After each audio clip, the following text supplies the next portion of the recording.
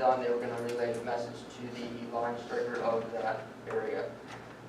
Roadside mowing began on October 7th for the last round of this year with the tractor. I've had 2 guys weed whacking on bridges and the certain list that I have provided for them for that.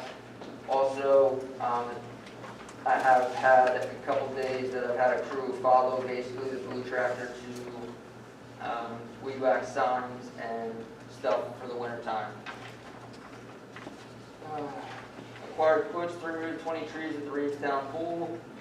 This job was awarded to Cocalico Tree Service. I've been in contact with their crew, and the date of November 9th, 2020 will be the start date. They will be removing the ash trees and cleaning up the debris. Grinding of these stumps will be hopefully done in 2021. I've had a crew at Fishing Creek to limb up and cut down small ash trees. Been in contact with several companies to get quotes on removing some of the bigger ash trees that overhang the water to avoid any hazard as far as people walking and down in that area fishing or anything like that. Also, I had a crew move the barriers. They were lined up to keep the drivers off the grass. I now have them lined up to basically center the parking area in that stone lot, so they cannot no longer drive back in through there and pull in the grass. I've sent a crew out multiple times to do some cold patching, just driving around, just noticed potholes. One particular, there's one on North Reedstown Road next to a manhole, had that done. Also called PennDOT on October 2nd at 321 Church Street, Red Run Road. There's a pothole coming down the hill, had that filled and checked it. They did take care of that. As far as moving forward, basically just preparing for winter season, making sure all the trucks and equipment are ready to go, making sure I have the list of supplies and contact names of where I get these supplies from moving forward, and also just getting acclimated with the crew that I have and their preferences and their routes and how we can all work together to take care of the winter season coming up here. Worked with Alan to have my crew finish winterizing the pool and made any suggestions to make improvements for the 2021 season, and also working on the budget for 2021 season, preparing a 3 to 5 year plan with road improvements and other work within the township. Thank you. Any questions of the room master? Okay, thank you. Financial administrator, Judy. Yes, good evening.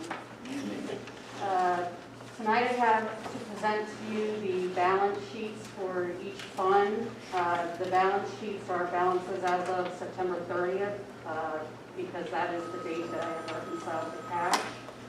So the cash balances are on here, fund balances. If you have any questions about that, please let me know. And on to the budget status report. We should be at about 75% of the budget at this time. Revenues are at 75.74%. Total actual is $4,660,270 collected. Expenses are at $4,430.96. So at this point in time, we are at $237,840 of revenues over expenses. So we actually have more revenue in right now than expenses paid out. So if you have any particular line items you want to talk about, we can go over that.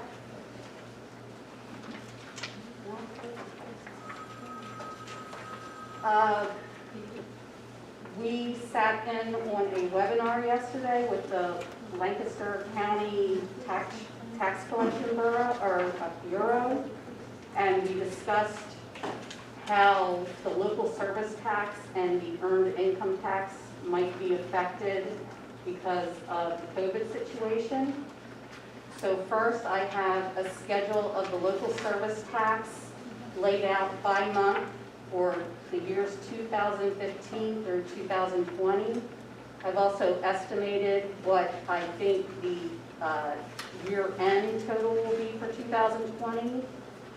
which will be 24.76% lower than it was in 2019. So we're looking to lose about 25%, about a quarter of our local service tax revenue in 2020, and we expect that same situation to carry over into 2021. That's over $80,000, just to give you a dollar figure. Now, these collections could be affected further. The DCED has not addressed which municipality should get the receipts. It's an issue of whether it should be the job site of the worker or the work location. And with so many people working at home through the COVID virus, there may be some refunds requested, and some of our money may need to be paid back to give to another municipality. So the Department of Revenue has spoken, and they want it based on a work site, so the revenues will continue in the same pattern, but DCED has not weighed in yet, and they're pressuring them to do that so the municipalities know which way they should go, but there's no word on that yet. Is there any indication which way they're going to go, or nobody knows? Nobody knows. It's still up in the air. So just to point out, when Judy is talking about the LST and the EIT, we attended, the chairman sat in on that. Lancaster County Tax Collection Bureau did a full synopsis of the annual review and their projections. And just like we've been saying all along, because of COVID, we're going to see the drop in numbers this quarter and the first quarter of next year. So we knew it was coming, now it's going to happen. And like she said, LST is projected to be down like 25%, and looks like EIT is going to fall in at, what did we say, Judy? Well, I crunched some numbers, and our budget for 2020 is $1,559,000. In 2019, we saw a 4.36% increase in earned income.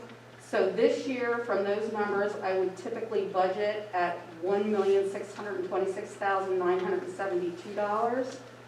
The Tax Collection Bureau is estimating that from COVID, that number will be reduced to $1,526,123. So that's going to be a loss of a little over $100,000 in revenue for earned income tax. Yeah, so they're telling us to use 2018 numbers for our 2021 budget for EIT, and our 2017 revenue numbers for LST for our 2021 budget. So because of the mix in our township, we're in a better position than a lot of other townships, but still, the situation is grim. So, Proceed with caution. yes, proceed with caution, definitely. So I included in my packet some slides from the webinar. Included in here, I have some unemployment trends, and it can give you a good idea of the industries that were affected. Of course, mostly accommodation and food services, manufacturing came in second, retail trade, healthcare actually made the top 5, which is surprising, but we all know that they cut back on services and routine care, that type of thing. So Everything elected was cut Elected back. is gone. correct. And then the things that weren't affected were mining, utilities, agriculture, public administration, management. So I thought there was a very interesting slide in here that showed the lower wage earners were hit the hardest. So if you made under $16 an hour, you were hit the hardest, and you're going to have the longest time to recover. If you make $16 to $28 an hour, the recovery is better, and then the most well-off are people with wage earners that make over $28 an hour. We can expect a check mark recovery rather than a V-shaped recovery, which is what they were hoping for. And what that means is, with the check mark recovery, we saw the ramifications of the virus immediately, and it's going to take longer to recover. With a V shape, it would take the same amount of time to recover as it did to decline, but it's going to be more like a check mark where the recovery time takes longer. So that's what we learned about the economy. The last thing I want to go over is the 2021 budget update. So I have all the lines projected out. I have the estimates from the health insurance and the pension for the minimum municipal obligation for 2021. I am working on the liability insurance renewal, but I don't have those numbers yet, if we can expect an increase or what exactly is going to happen there. And I want to caution you that depending on the way the election goes, there may be some late changes to my projections, and I'll be working those numbers through, probably working 24/7 in the month of November to get them ready for you so they can be published in time. Thank you, Judy. Any questions of our financial administrator? Judy, get back. How are they going to decide who's working from home? How do they know that? Well, I guess what will happen is when they report their tax returns, it would be indicated, and that's how they would know. It would have to be reported somehow. And that's going to get back down to our level? Absolutely. The employer might have to indicate what location the employee worked at when they file their return.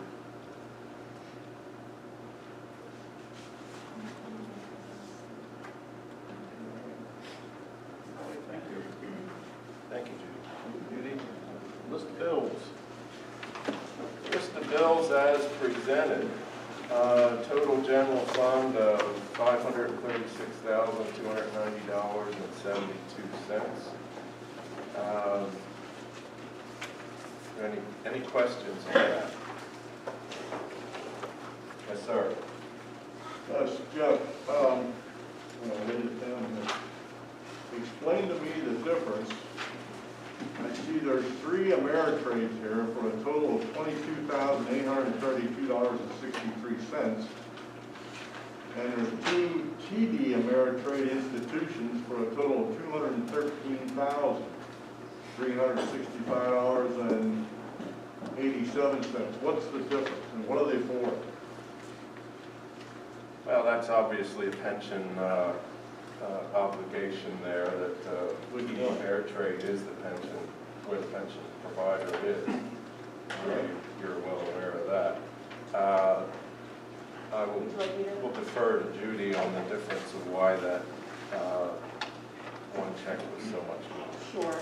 Okay, so check number 60189 is the minimum municipal obligation for the non-union plan. And then the check number 60190, the $188,000 is the balance of the minimum municipal obligation for the police plan. We did make bi-weekly payments for that obligation on the police plan, but it was recommended by our investment advisor that now that the final numbers have come out, that we pay that in one payment and get the money in the plan. So that's what we did. That third check, so I believe you're talking about number 60196, the police officers are still contributing their 5% through their bi-weekly payroll. So we will continue to see a check for about $2,700 every payroll in their 5% contributions that will go to the plan. And that's the same for check number 136 and 137. That's the bi-weekly contributions for the pension. Okay. When you said something there, you said that this 213,000, of that 186 or 188,000 was a final payment? Yes. They historically never adjusted that until or November, December. Did they do something different this year that it came early? They've never, we always had in years past, we ran into this issue in December. We got our final numbers at the beginning of October and Okay. we made the payments. Okay, that's fine, if that's what you're telling me. All right. Anybody else? Okay, I make a motion, we approve the list of bills as presented. Any comments or questions? All in favor, say aye. Aye. Those no, motion carried. Thank you.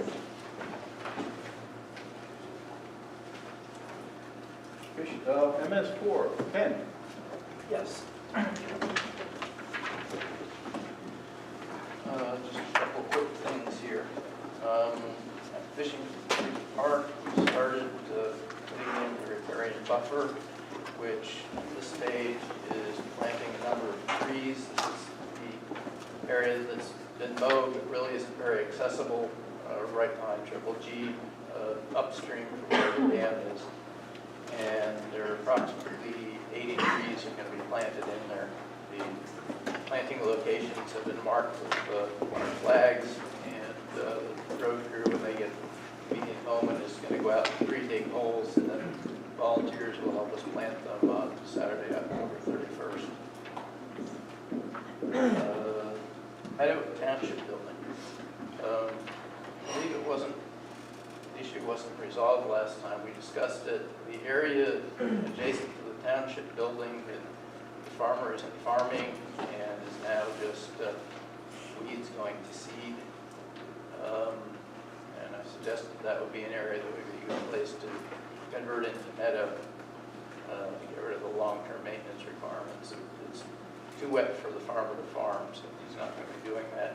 So it's a matter of either having it mowed or converting into meadow, which has less maintenance. So the question would be, is it willing to authorize that area be converted to meadow, or would you rather just keep mowing it for a while? Yeah, I think it's relevant to see how the other projects take hold, how they proceed till next year, whether the flowers and... It takes about 4 years to fully establish a wildflower meadow, because they're being planted from seed, and a lot of the things don't flower in the first year. And so it'll be several years before you really see an idea of what the final product is going to be like. So the question is, do you want to wait 3 or 4 years before you start putting in other meadows? Yeah, I think maybe we ought to just kind of mow it for a year or so and see how things go with the other projects you got going. You know, it could be mowed with the township equipment there rather quickly rather than make a lawn out of it right away. You know, I think that'll keep it looking fairly Yeah, it's decent. probably, if we're not going to do something with it, it should probably be mowed fairly soon. Yeah, well, Brett just left here, but we can relay to him that while he's out on the roads in that area, he could slip in there and mow that as well. Yeah. That would be my preference, I think, unless you guys have something different. That's the one right there at the township building. Yeah.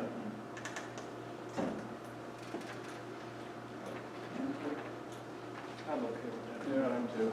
Okay. Postpone it for now. Yeah, let's see how everything else goes first. Okay, that's fine. Anything else, Ken? That's all I have right now. Ken, I owe you one quick answer. Yes.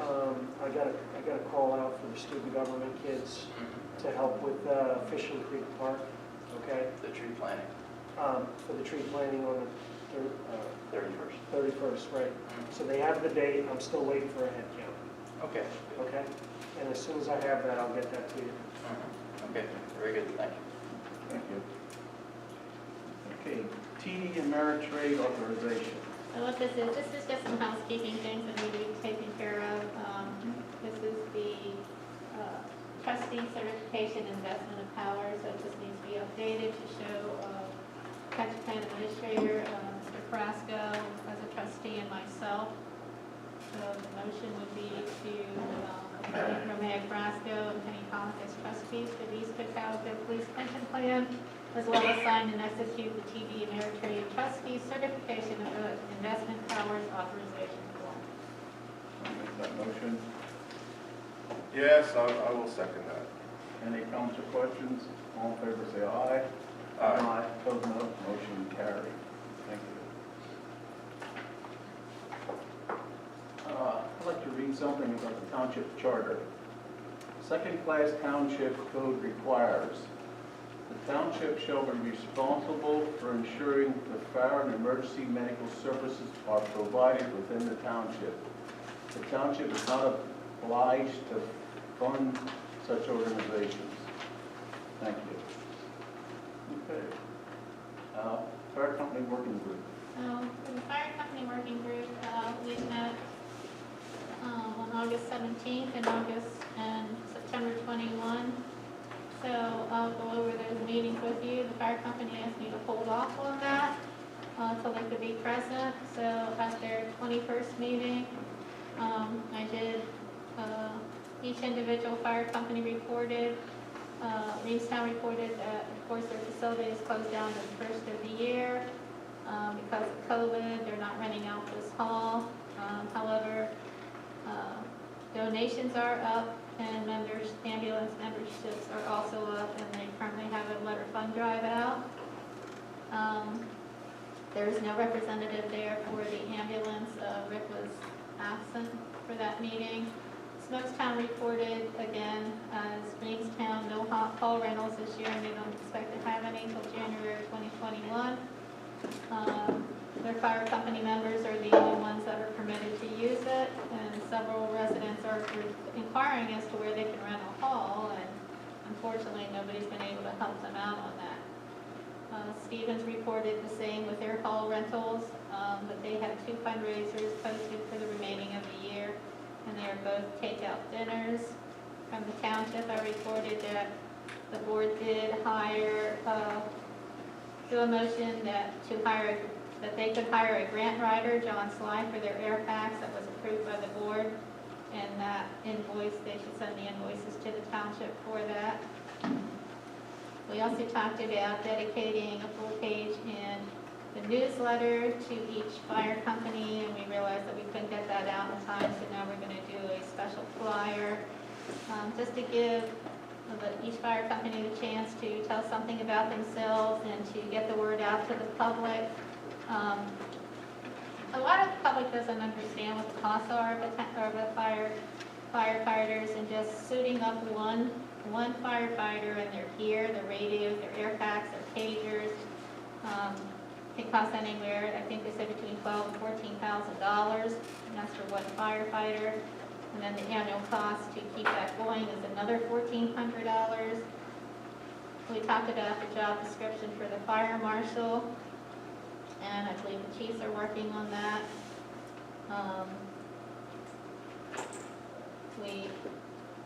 Mr. Sober inquired about medical calls and dispatching the fire department. We've worked all of that out. Mr. Aki noted that the radios are now out and each department has one. At that point in time, he had only given out one, so they could each play with it and make sure they all worked. I believe they're all out now, and they're happy with the coverage, and now they're all programmed and distributed out. I would think by this time, he thought that was going to happen in a week. Yes? That is correct, And then we got started talking about the ambulance working group, which the board is very frustrated in that the working group should be for the ambulance and not really for the fire company. That needs to be taken care of, and I think we're going to discuss the ambulance after this. Fire company trainings, they talked about that, training together. We talked about commercial and industrial buildings and development, and a checklist is being put together for that. The fire chiefs are going to sit in on that because they know what they need more than we do, so we want to keep that line of communication open. We want to make sure that they get the things that they need so they can respond to fires quickly. I hired more thoughts on their 5 to 10-year plan, and that's when they more or less reverted back to, they are still waiting from this board. On August 17th, I wrote 2 minutes about, each one gave me what their 5 points is that they wanted to accomplish from these fire company meetings, and they are waiting for the board of supervisors to respond to those 5 points. And until they do such time, they really didn't see a need to go forward with the fire company working group meetings anymore until the board's committed to addressing those 5 points. So with that, they made a motion to no longer have those meetings. There were several public comments about many different things, but I think the focus is on the ambulance, and they all thought that that's where the issues are at now, and they really want the board to address those 5 points, and I gave you those August 17th meeting minutes that I composed for you that listed those 5 points from each person. So, did I summarize that pretty good, gentlemen? Sounds like it to me. Okay. So with that, you have the 5 points there. Mr. Chairman, if you'd like to take over from that, or you want me to read each one off? What do you want me to do?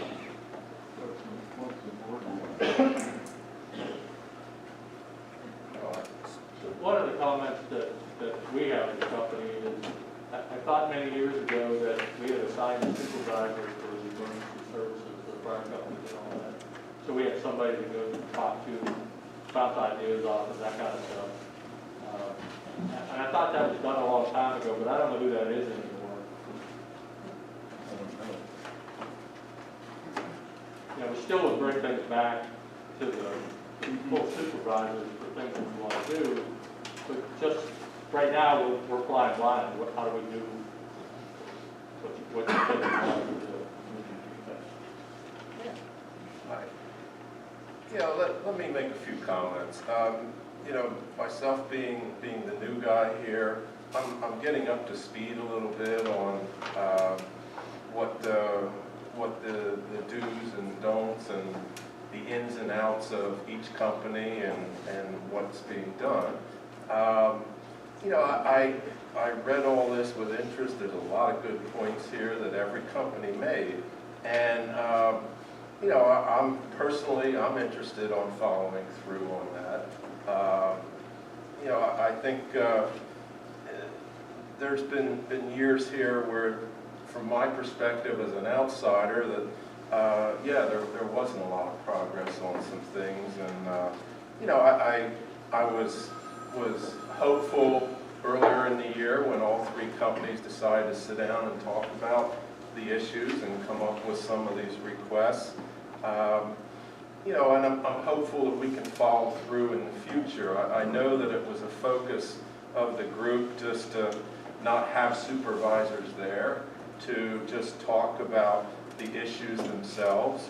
And, you know, now we're at a point where, okay, you know, to move forward, I guess we need some supervisors involved and have some direction. That's kind of the overriding theme of what I'm hearing from this.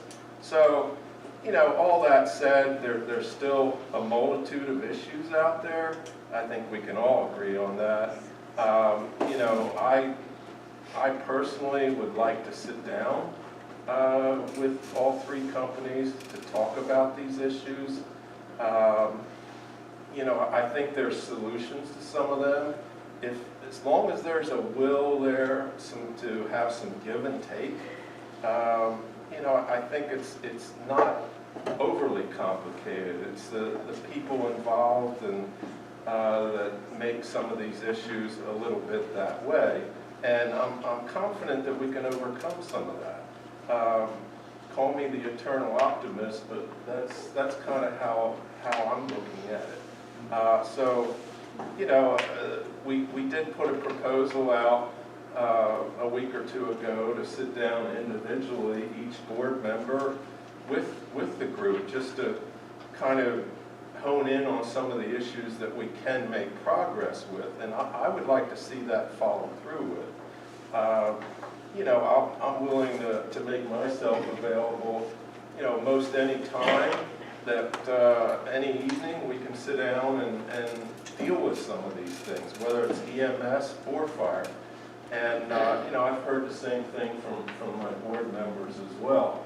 So, you know, all that being said, you know, let's get on with it. I'm willing to do that. I have no problem with that. You know, I respect you guys a lot for what you do. You know, you volunteer your time, and, you know, I also look at you as leaders in the community as well, similar to what we are here up on the board. You know, I basically look at myself as a volunteer as well. So, you know, I don't, like I said, I'm optimistic that we can sit down and make some progress on some issues, because we need to move forward. That was one of the overriding themes here too. You know, what was done 5, 10 years ago is not good enough today. We have to come up with some concepts and plans to move forward with, and I'm in total agreement with that. So, but the devil's always in the details. You know, if we need to bring an outside expert in, you know, I've heard that from some different corners to help walk us through some of those parts. You know, my impression is the board is willing to go along with that. You know, I think we've done a lot this year for the companies there, helping purchase radios, and we're trying to help with publicizing with newsletters and such that will go out to every resident in the township. I know the business owners group that's out there, they were receptive to work with you this year on fundraising, and some of the latest contacts I heard that they're still willing to help out in any way they can. They would like to keep in touch with you, your 3 companies. So, you know, all that being said, you know, I'm ready to sit down. I don't want to take the whole floor away from you gentlemen. The supervisors really value our fire companies, and we like to work things out, not in a public meeting, because if 2 more of us are together, we have to have a public meeting, and then everything is out in the open. So it'd be better if we do it one by one with the group. But what you do for the communities, you can't put a price tag on it. So we like to work with you. So, RC?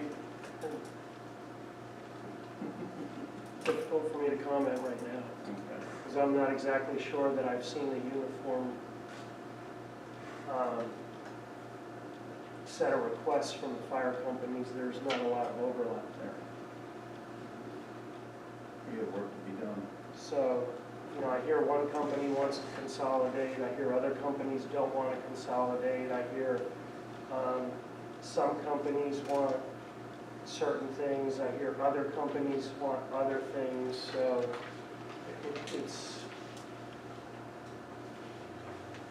it's a very difficult thing to do, to start to plan, to strategize, to think through what has to happen into the future when there's such basic differences right at the starting point.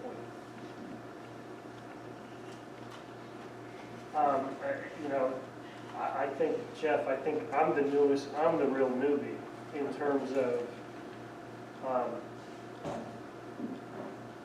I'm just getting to learn the history here, but I mean, correct me if I'm wrong, I think you guys have tried to consolidate or to merge or something like that, I think a handful of times over the last 10 years or so, I'm not sure. Chuck, I would like to make a comment on that. Yep. Every time these departments try to merge, there was never a commitment or never buy-in from the supervisors. The supervisors were always asked for their acknowledgement and buy into that, but there was never a formal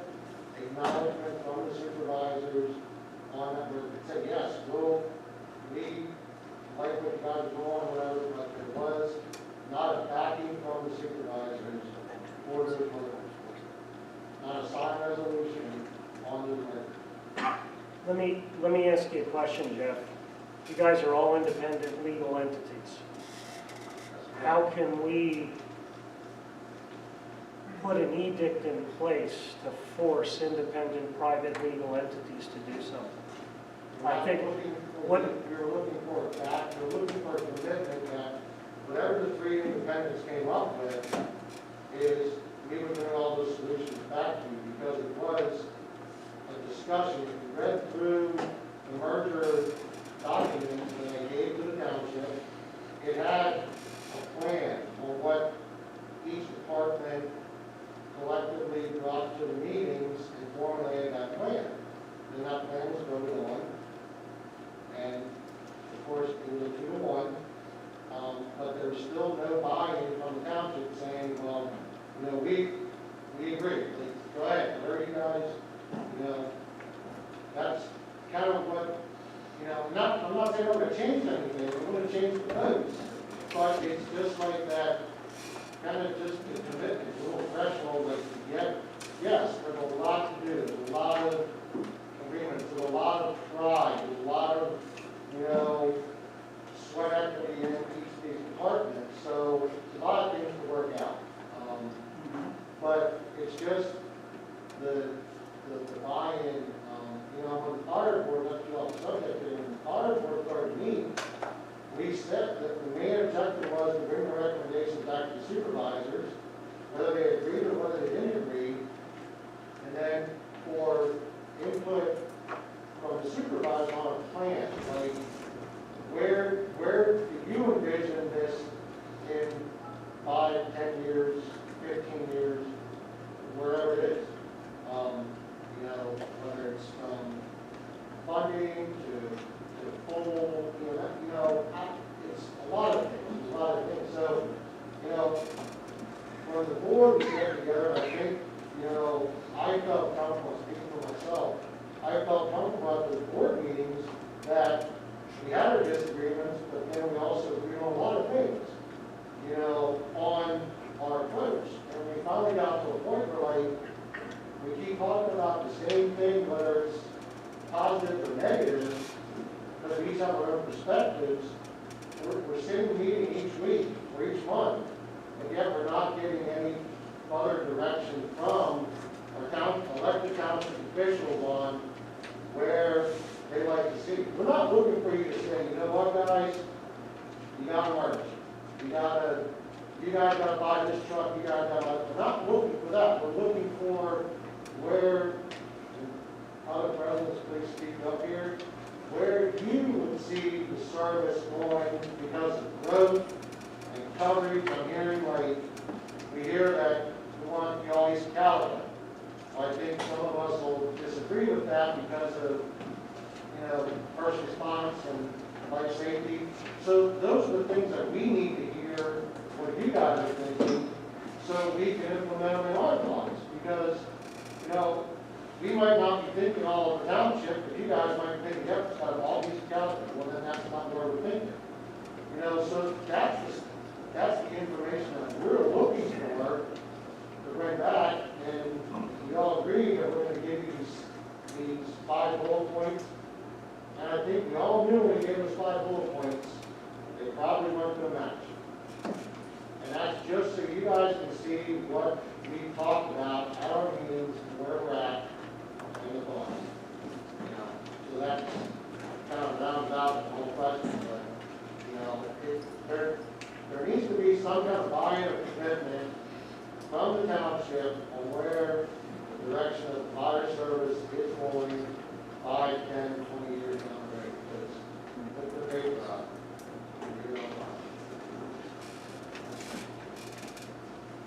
Do you see at this time a commitment to have a give and take to be able to find more common ground in the ideas that have been set forth? That is, you know, to RC's point, it seems like there's a multitude of priorities here between companies, and do you see a commitment there from your company? And I see a commitment from our company. I know where our company's at with the whole thing.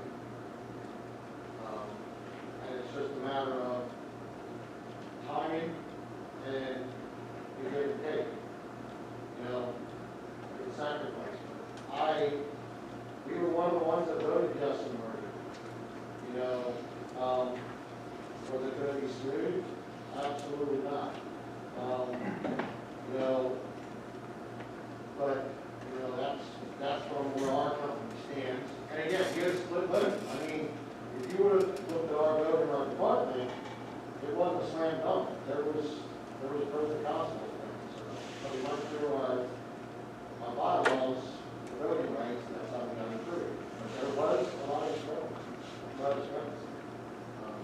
I remember back when you were doing your merger, you had a 5-year plan. That's correct. That's correct. You had finance about 20 years. We had all the bylaws written, in those bylaws, it was, and again, I might say something not correct here, but the bylaw, like, mapped it out with, so many years, you maybe switch your officials from a board to a executive to a board, certain things like that that had to be all turned in, and they had the equipment. Well, that's my question. Could you three work together as a consolidated fire company for the area for equipment and things like that? We did. That merger packet that I gave to Penny, that was a collective packet from all three of us. And that's what we voted on. We voted on that packet. And we voted all the same night, the same time. But let me correct you on something, Jeff. That packet was voted on in 2015. You guys voted no that year. 2016, you voted yes. So the night we all three voted that packet the same night, 2 companies voted no, 1 voted yes. So make sure we get that on the record as proper. I don't think that's the way. But the consolidation of operations? No, that's not right. It's 2-1. It was the first time, the first time, because I remember, we sat there, all 3 companies are none, and Smoketown was the only one that voted on the first time. And then the following year, when the whole thing happened, the land was owned, and then Reedtown voted yes. And I'm sure guys from the other departments would agree with me on that. That's how We pulled out of that, that was the one. Yeah, but the 2015 vote, but if I correct, 2015, Smoketown was the only yes. I can't be honest, that's too long, so I don't remember. I'm just- Smoketown voted yes. We only had one, Reedtown only did 1 vote. Only 1 vote. We voted 17 years ago, 2015, and 2016. And 17 years ago, it was 1 vote yes, 2 votes, or 2 votes yes, 1 vote no. Okay, so gentlemen. Okay. So, everybody ask you a question again, and I ask you back. Well, you keep saying that Reedtown kept saying voting yes. Just, I think we can use that book and use it and move forward. Well, that's fine, whatever. I'm not here to split. Well, it just seems like you're trying to throw somebody under the bus saying, well, we voted yes, Okay. I'm just We're not getting anywhere with arguing. Yeah, and this is the situation that, I think you're looking for this board to give you direction, but you 3 are your own entities. This board really cannot tell you what to do. I asked you that night, so say the board would give you a direction and tell you you have to merge. How is that going to make any difference from the personality conflicts and what happened just what we saw here 2 seconds ago? And you came back and said that, there has to be consequences. Well, the board, we can't hand out those consequences to you. We can't. You're independent entities. You noted that deadlines have to be taken and actions have to be taken to take away your insurances. By law, we cannot do that. We cannot take away your workman's comp insurance. That's a state law that we have to provide that. So I understand that you need direction, and this board would like to see you all train together, share equipment, as the chairman said, but you are your own entities, and I don't know how we can tell you what to do. We can't. You guys have to get together. Well, we can tell you what you can say. Yeah. Get lost. My personal opinion, I'd like to see, with funds getting tighter, volunteers getting less, that you guys work together as one. That's what I'd like to see. That's the only way you're going to survive. Because You're gonna work together as one on the fire side, but you're never gonna work together on the other side because like Penny said, you're independent. It's like people from each department doesn't really care what the finances or anything else because they don't have that vested interest. When it's the fire side, that fire alarm is off, guys know, because they train here, they know what's going on, they know what's, those guys have different vested interests. Right now, you have the guys that want to put out the firefighters, and you have the guys that want to do the administrative side, and a handful in between that want to do both. You know, so I cannot tell you sitting here, I cannot tell you where Stevens is, or Smoketown is financially, how they run their operations internally. So how can we, all three of us, get together on that aspect? And we get together on the fire side, they're doing it already, they're training, they're doing all that. But the other internal ducts, we can't unless you start talking about, you know, combined funds and all that kind of stuff. That's where you have different. Well, I'd like you to start thinking about that eventually. I really appreciate you working the other fire side, but it'd be nice to carry it over in the other end of it too eventually, because tomorrow is not going to be like today. Those are the directions that we're looking for. We're looking for those things, those comments. Yeah, but we can't tell you to do that. You can say, hey, you know, we're thinking, just as a recommendation. Am I lying saying that? You know, we're just looking for recommendations. You guys can't be the only 3 or 4 departments dealing with this. And with this population, you cannot be the only 3 departments dealing with this. Can't you have outsourced? My brother-in-law is a fireman, very successful. It's in Montgomery County. You know, it's a whole different gig and whatever. But there's got to be another area in Pennsylvania, this size population, this type of, you know, whatever. Like you can just reach out and say, hey, you guys came under an umbrella. How did you do it? Just to brainstorm. Because, you know, this is this. This is what I find when I moved here, is this. And it's not going to work. So I'm saying to you, as a professional and whatever, you've got to outsource and get some new ideas and say, wow, we never thought about that. You know what I mean? Other opinions work. And we talked to other departments that have merged, we talked to other departments that haven't. The only thing that we didn't do is pay for services, which all three of us felt was unnecessary money spent. Okay. So we got other people's opinions on merging, not merging, how they did it, smaller organizations, 2s, 3s, and 5s. Yep. You know, so we talked all that through with it before. And I think going back to a lot of it is the product, is the territory. I think a lot of it is that, you know. And Maybe you have to rethink what territory is. There's a lot of building coming on here, commercial as well as residential. You know what I mean? Do you always just do it as, you know, just Reamstown and Smokestown and, you know what I mean? Or just, there's got to be a way, you know? Because there's a way, yeah, there's got to be a way. Because lives matter and, you know, there's not a lot of you. People aren't volunteering for this stuff like they used to. I see in other areas, you know, the women's come forward because moms they're being stretched 15 ways. This is 2 kids. So I can't imagine guys are coming out in droves to be firefighters. So, you know, and then, what happened down there in that other town? Some guy from New York, New Jersey came in and started talking union and getting guys paid. I don't think guys want to go that route. I mean, then taxes go, but you still want to go that route. You know what I mean? So what? We're trying to prevent that. Exactly. So there's a common ground right there. Woohoo! All right? But I think what you got to do is start seeing maybe how Western Pennsylvania, you know, that population, how they came and did it. I know you're not the only ones, you know, paddling this canoe. So, sometimes you have to just, it's a give and take, you know? Okay.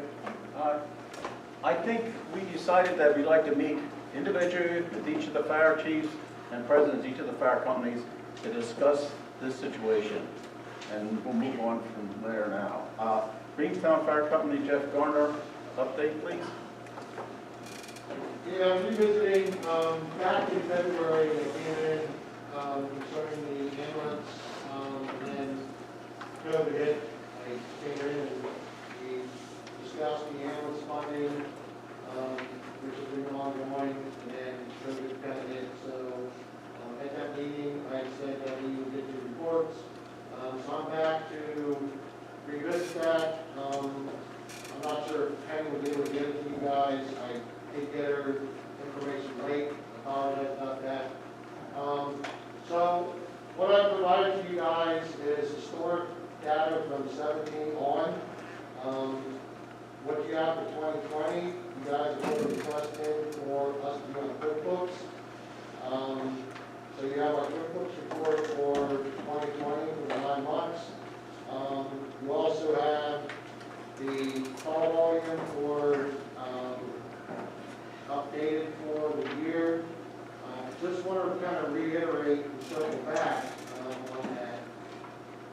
This whole discussion goes back to 2017 when this funding was requested for 2 additional personnel to run on the ambulance.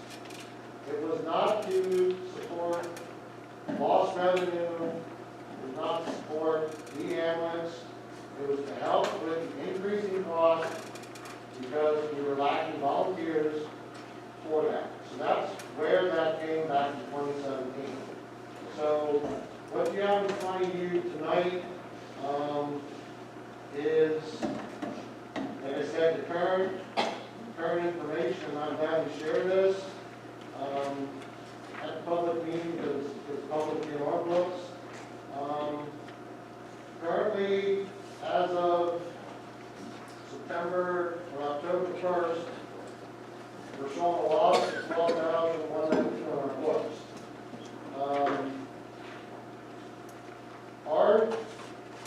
All of our information is done through the cornerstone banking systems.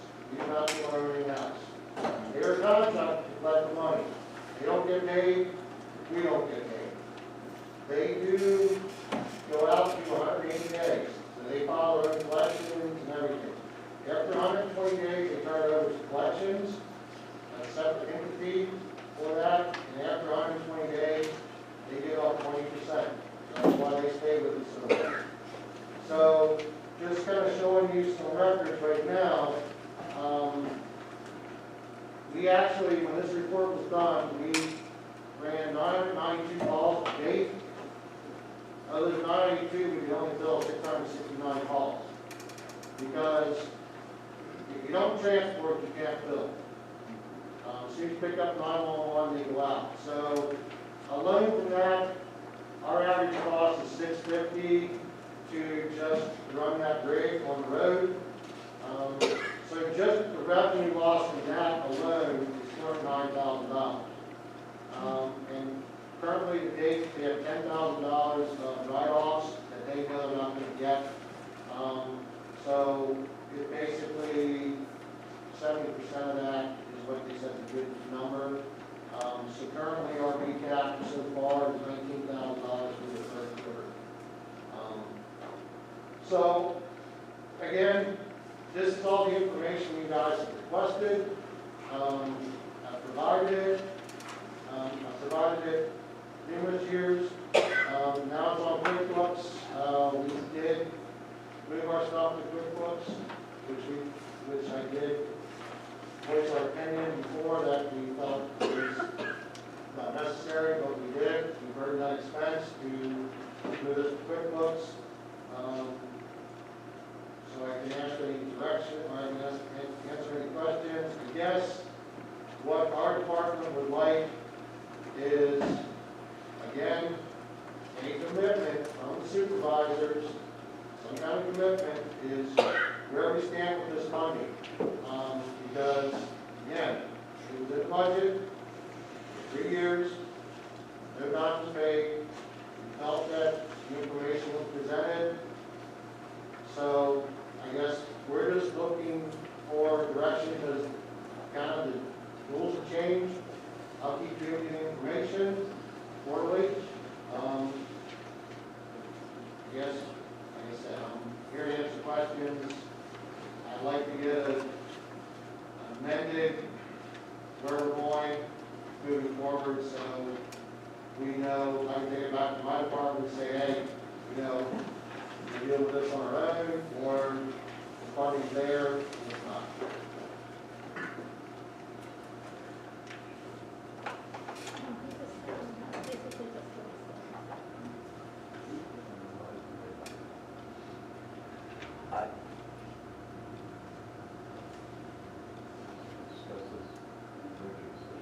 You want to correct the record?